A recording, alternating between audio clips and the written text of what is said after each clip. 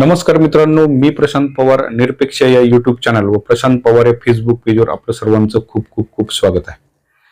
मित्रांनो, आज आपण नाफेडच्या माध्यमातून होणारी शेतकऱ्यांची व शासनाच्या तिजोरीची लूट या विषयावर आज आपण चर्चा करणार आहोत.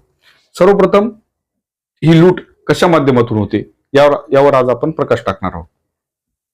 साधारणपणे उन्हाळ कांदा जेव्हा काढणीस येतो, उन्हाळ कांदा जेव्हा मार्केटला यायला लागतो, त्यावेळेस नाफेडच्या माध्यमातून नाफेड फार्मर प्रोड्युसर कंपन्यांच्या माध्यमातून कांदा हा खरेदी करत असते.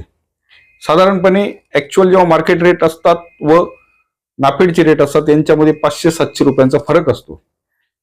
दाखवताना असं दाखवलं जातं की मार्केट रेट कमी आहे, परंतु नाफेडच्या माध्यमातून आम्ही जास्त रेट देऊन शेतकऱ्याकडून कांदा हा खरेदी करत आहोत.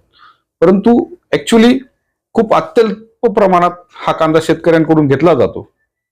2-5% फक्त शेतकऱ्यांकडून माल हा त्या रेटमध्ये घेतला जातो.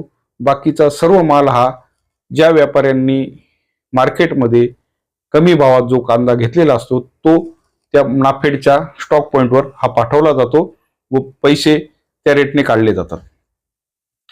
यात दाखवताना नाफेड ही शेतकऱ्यांच्या कशा फायद्याची आहे त्याकरता हे नाफेडच्या माध्यमातून खरेदी होते, परंतु त्याचा फायदा शेतकऱ्याला कुठल्याही प्रकारचा न होता तो फायदा फक्त फार्मर प्रोड्युसर कंपन्या, ज्यांनी ओपन मार्केटमध्ये माल घेतला तो व्यापारी व त्या संबंधित मंत्रालयाचे मंत्री व नाफेडचे अधिकारी यांनाच होत आहे. हा जो 500-700 रुपयाचा जो गॅपने हा कांदा घेतला जातो, या 500-700 मध्ये व्यापारी, फार्मर प्रोड्युसर कंपन्या, फेडरेशन, नाफेडचे अधिकारी व संबंधित मंत्रालयाचे मंत्री हे सर्व सामील असतात. अनेक वेळा शेतकऱ्यांकडून ही मागणी झालेली आहे की नाफेडची खरेदी ही ओपन मार्केटने व्हावी, परंतु त्यांच्या मागणीकडे हेतुपुरस्सर डोळेझाक केली जाते. कारण जर ओपन मार्केटमध्ये जर नाफेडने खरेदी सुरू केली तर हा गैरप्रकाराला आळा बसेल, म्हणून त्यांनी शेतकऱ्याच्या मागणीकडे हेतुपुरस्सर डोळेझाक केलेली आहे.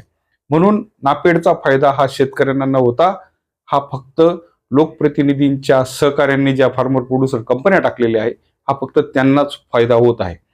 त्या कंपन्यांच्या सभासदांच्या नावाने जे सातबारे गोळा केले जातात त्यांच्या नावावरच पैसे काढले जातात व त्यांच्या अकाउंटला पैसे आल्यावर ते पैसे स्वतः कंपनीकडे ठेवले जातात. म्हणून हा शेतकऱ्याला होणारा फायदा शून्य आहे. म्हणून शेतकऱ्यांनी ही मागणी जोर धरली पाहिजे, नाफेडची खरेदी ही ओपन मार्केटलाच झाली पाहिजे, अन्यथा नाही. ही सर्व शेतकऱ्यांना माझी विनंती आहे. एवढे बोलून इथेच थांबतो. जय हिंद, जय महाराष्ट्र, जय जवान, जय किसान.